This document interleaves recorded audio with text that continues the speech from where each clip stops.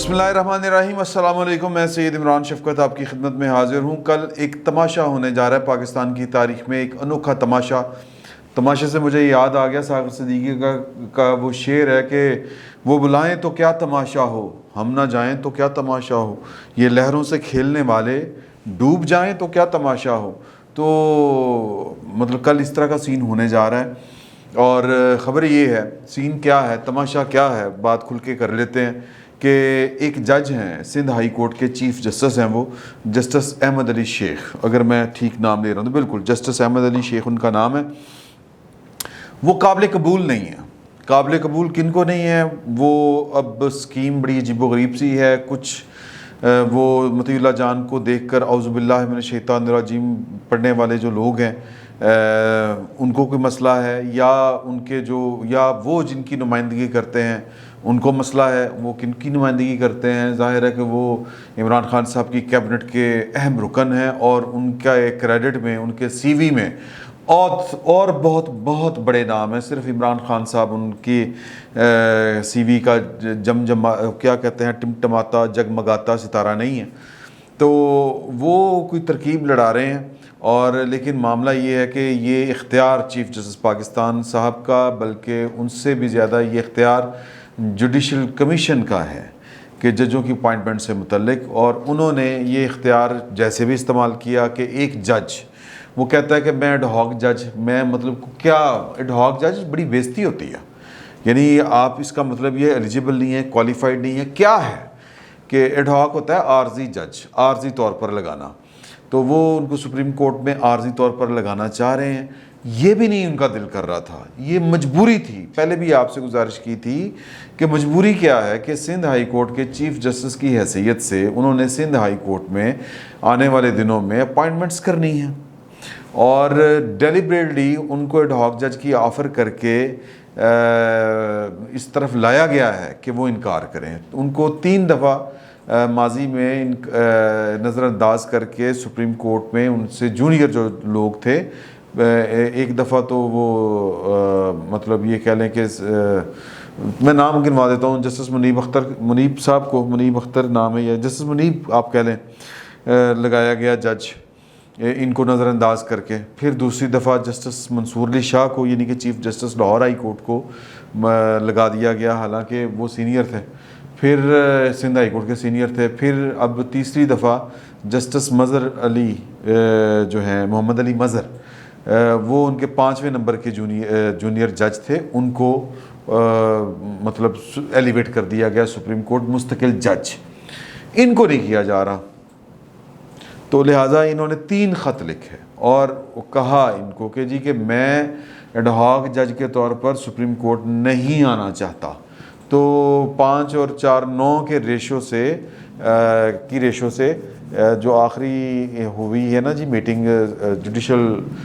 Commission کی، اس میں ان کا فیصلہ کیا گیا۔ اس سے پہلے ایک میٹنگ ہوئی تھی 13 جولائی کو، اس میں مظہر صاحب کا جو معاملہ تھا، محمد علی مظہر صاحب کا، وہ ڈسکس ہونا تھا، تو وہ ڈیفر کر دیا گیا، کیونکہ پاکستان بار کونسل نے بڑا شدید، کیونکہ وہ اس کا بھی ایک ممبر ہوتا ہے، نمائندہ ہوتا ہے جوڈیشل کمیشن کے اندر،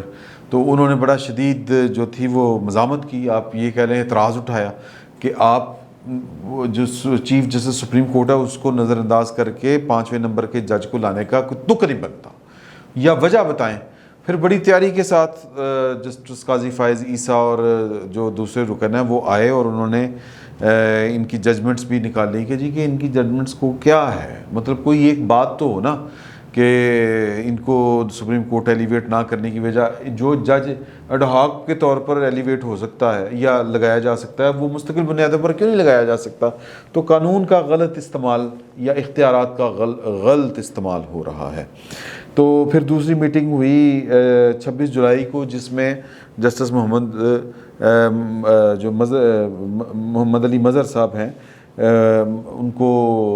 ایلیویٹ کرنے کے احکامات جاری کر دیے گئے۔ کل میرا خیال انہوں نے اوتھ لے لیا ہے۔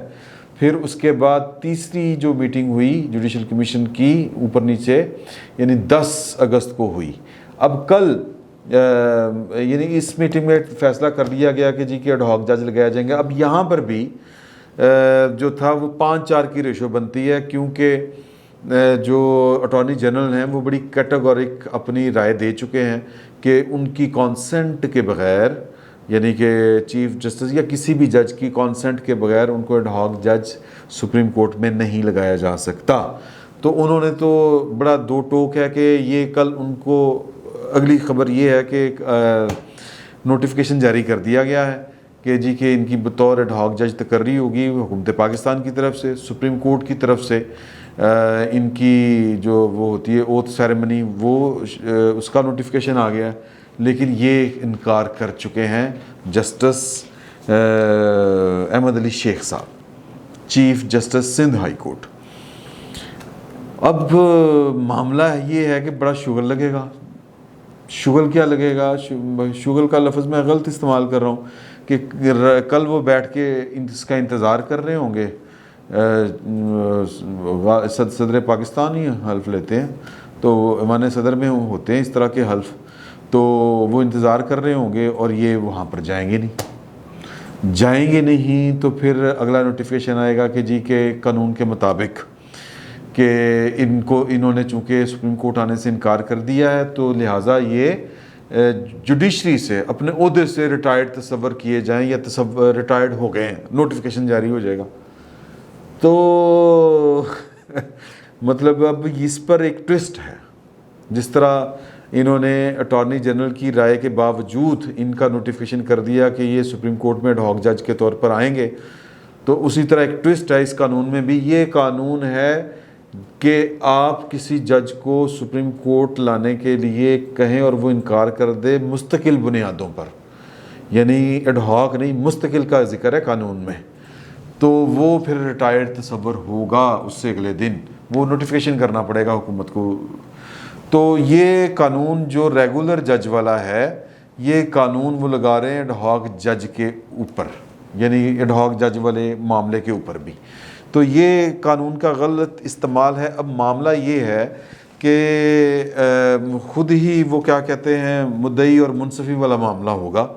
یہ آگے چل کے کریں گے سپریم کورٹ میں اپنے اس اقدام کو چیلنج کہ جی کہ میرے ساتھ ناانصافی ہوئی ہے اور کس سے انصاف چاہیں گے۔ مسئلہ یہ ہے کہ ان کی پٹیشن جو ہے وہ سپریم کورٹ میں لگے گی۔ جوڈیشل کمیشن کے جو ہیڈ ہیں وہ چیف جسٹس پاکستان ہیں، اور چیف جسٹس پاکستان نے ہی ان کی درخواست کی سماعت بھی کرنی ہے یا جو بھی کرنا ہے۔ سماعت سے مراد یہ ہے کہ ان کو یہ کیا کہتے ہیں جی، وہ میں بھول رہا ہوں، مارک کرنا ہے یا کس جج کے پاس جائے گی وہ سنوائی کے لیے، تو یہ چیف جسٹس کا اختیار ہے، وہ کرے نہ کرے۔ اب حامد خان صاحب جو ہیں وہ کہتے یہ مطلب بارہا یہ والی بات کہہ چکے ہیں کہ جو پشاور ہائی کورٹ کے جسٹس سیٹھ وقار تھے، ان کی درخواست لگی نہیں، وہ فوت ہو گئے لیکن ان کی درخواست سماعت کے لیے لگی نہیں۔ جسٹس شوکت صدیقی صاحب جو ہیں ان کا بھی یہی دکھڑا ہے کہ وہ کہتے ہیں کہ جی کہ میری سنوائی نہیں ہوئی، میں ریٹائر ہو گیا، یعنی ریٹائرمنٹ کی عمر کو پہنچ گیا، تو اگر ہو سکتا ہے کہ میری درخواست کی سن لی جاتی اور ہو سکتا ہے کہ میرے خلاف زیادتی ثابت ہو جاتی اور سپریم کورٹ مجھے بحال کر دیتی۔ تو مطلب یہ ہے کہ جو لوگ کہتے ہیں ان میں خواجہ آصف صاحب سر فہرست ہیں، جو یہ بات کہتے ہیں کہ جی کہ پاکستان میں اسٹیبلشمنٹ کا جو ترکیب حلیہ اور اس کے اجزائے ترکیبی جس کو کہتے ہیں وہ بدل چکے ہیں۔ کسی دور میں اسٹیبلشمنٹ صرف اور صرف پاکستان کی سول بیوروکریسی ہوتی تھی، لیکن پھر بعد میں پتہ چلا کہ نہیں، پاکستان کی سیکیورٹی اسٹیبلشمنٹ بھی ہی اصل میں پاکستان کی اسٹیبلشمنٹ ہے۔ پھر اب یہ اپنی شکل اپنی حیت تبدیل کر گئی ہے وقت کے ساتھ ساتھ، ضرورت کے ساتھ ساتھ۔ اب اس میں ویسے تو کچھ لوگ اس فارمولے کو نہیں مانتے جو خواجہ آصف صاحب نے کہا ہے، وہ کہتے ہیں کہ جی مولوی تمیز الدین کیس اور اس طرح کی باقی چیزیں بھی یہ بات بتاتی ہیں کہ پاکستان کی جو اعلیٰ عدلیہ ہے وہ اسٹیبلشمنٹ کا پارٹ رہی ہے شروع سے۔ تو لیکن خواجہ آصف صاحب کہتے ہیں کہ جی کہ اب اس میں اسٹیبلشمنٹ کی شکل بدل گئی، اس میں میڈیا ہاؤسز بھی ہیں، اچھا صحافی کہتے ہیں وہ، لیکن وہ مالکان کی حد تک بات بنتی ہے۔ بیچارے صحافیوں کا تو وہ کیا صحافی، کیا بہت بڑا بھی صحافی، وہ بہت بڑا ترم خان قسم کا بھی صحافی ہو جائے گا نا، پرو اسٹیبلشمنٹ بھی ہو جائے گا، تو وہ اسٹیبلشمنٹ کا پارٹ نہیں ہوتا، وہ ان کا کنگ پین ٹائپ کوئی اس طرح کی کوئی چیز ہوتا ہے، چمچہ کڑچھا، معذرت کے ساتھ اس سے زیادہ بیچارے کی اوقات نہیں ہوتی، کیا پدی اور کیا پدی کا شوربہ، بات ہوتی صاحب اختیار لوگوں کی۔ وہ اینکر صاحب جتنے مرضی بڑے ہو جائیں، مالک صاحب نے کہہ دیا نا کہ جناب کہ یہ والا خبر نہیں آپ نے لینی، تو اینکر صاحب کی جرت نہیں ہے کہ وہ والی خبر لے جائیں، یا یہ صحافت دھری کی دھری رہ جائے گی، پھر وہ بیچارہ یوٹیوب پہ بیٹھ کے صحافت کرے گا۔ اسٹیبلشمنٹ کی شکل جو بھی ہو، اس کا پارٹ اینڈ پارسل کوئی بھی ہو، یا اس کے جزو کو جون سے بھی ہوں، اس میں پاکستان کا میڈیا بھی شامل ہو گیا اسٹیبلشمنٹ میں، یا میڈیا مالکان بھی شامل ہو گئے ہوں، جو بھی ہے، یہ بات طے ہے کہ جسٹس احمد علی شیخ صاحب ہوں، جسٹس قاضی فائز عیسیٰ صاحب ہوں، جسٹس شوکت صدیقی صاحب ہوں، جسٹس منصور علی شاہ صاحب ہوں، اس طرح یا اس قبیل کے، اس سوچ کے، جن کو ہم انڈیپینڈنٹ جج کہتے ہیں، جو اپنی مرضی سے، آزادی سے کے ساتھ اپنی کہہ لیں کہ دائیں قانون دستور کے مطابق فیصلہ کرتے ہیں، وہ پاکستان کی جو بھی اسٹیبلشمنٹ ہے اس کو قابل قبول نہیں ہے۔ یہ رویہ کیوں قابل قبول نہیں ہے؟ یہ رویہ بتا رہا ہے، یہ جو کچھ جسٹس احمد علی شیخ صاحب کے ساتھ ہوا ہے، جسٹس قاضی فائز عیسیٰ صاحب کے ساتھ ہوا ہے، جسٹس شوکت صدیقی صاحب کے ساتھ جو کچھ ہوا ہے، یہ رویہ بتا رہا ہے کہ انڈیپینڈنس آف دا جوڈیشری کے جو علم بردار قسم کے جج ہیں، وہ پاکستان کی اعلیٰ عدالتوں میں اول تو پائے نہیں جائیں گے، اور جو کوئی آگے ہیں تو وہ رہیں گے نہیں۔ تو یہ اب اس کے اوپر ہم کیا کہہ سکتے ہیں، کیونکہ احتجاج ہی کر سکتے ہیں، یا پھر اس طرح کی بات ہی کر سکتے ہیں، ہم بیٹھ کے یا اس طرح کا آپ کے ساتھ دکھڑا شیئر کر لیں گے، رونا رو لیں گے آپ کے ساتھ بیٹھ کے کہ یہ اس ملک میں کیا ہو رہا ہے، یا پھر یہ ہے جو وکلا ہیں وہ بیٹھ کے ہڑتال کر لیں گے۔ وہ کل ہڑتال کی کال دے دی سندھ بار کونسل نے، تو مطلب ایک لمبا کھیل ہے، عجیب و غریب سا کھیل ہے۔ میرے ایک دوست ہیں، وہ کہتے ہیں کہ پاکستان نے پائے نامی چلنا، آپ جس مرضی رومانس میں مبتلا ہو جائیں، یہ کہنے کی باتیں ہیں کہ جناب پاکستان بدل جائے گا، پاکستان کے میں جو رول آف گیمز ہیں وہ آئین اور قانون اور دستور کے مطابق ہو جائیں گے، پائن مرضی کسی اور کی چل رہی ہے یہاں پر۔ یہ لوگوں کا خدشہ ہے اور لوگوں کا تجزیہ ہے، اور کیا خوبصورت بات ہے نا۔ دیکھیں کہ اصول ہے کہ جج سپریم کورٹ میں 17 ججوں کی تعداد اگر پوری ہے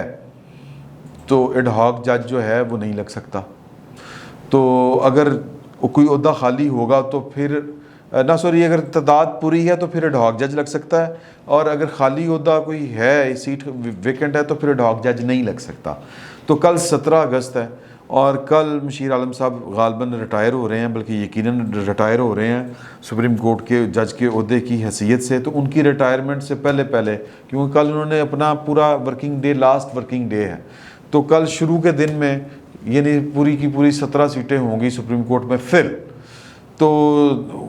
کل صبح وہ حلف لینا چاہتے ہیں، اور شام کو والی سیٹ ویکنٹ ہو جائے گی۔ آپ جب ویکنٹ ہو جائے، اگر نیتیں ہماری اتنی صاف ہیں اگر ہم، تو پھر وہ سیٹ ویکنٹ شام کو ہو جائے گی، وہ حلف برداری کی تقریب رات کو کر لیتے ہیں، لیکن مرضی نہیں ہے۔ معاملہ وہی ہے جو میں نے آپ کو بتا دیا ہے کہ جو قانون، اصول، قوم، عوام، دستور کی بات کرے گا وہ قابل قبول نہیں ہے۔ وہ صحافت میں ہو اٹھا لیا جائے گا، وہ وکالت میں ہو اٹھا لیا جائے گا، وہ بینچ میں ہے یا عدلیہ میں ہے تو باہر پھینک دیا جائے گا۔ تو پاکستان کا اگر میں سادہ الفاظ میں کہوں کہ اس سوچ کے ساتھ پاکستان کا اللہ ہی حافظ ہے، تو پھر دعائی کی جا سکتی ہے پاکستان کے لیے۔ فی الوقت اتنا ہی، بہت بہت شکریہ آپ کا۔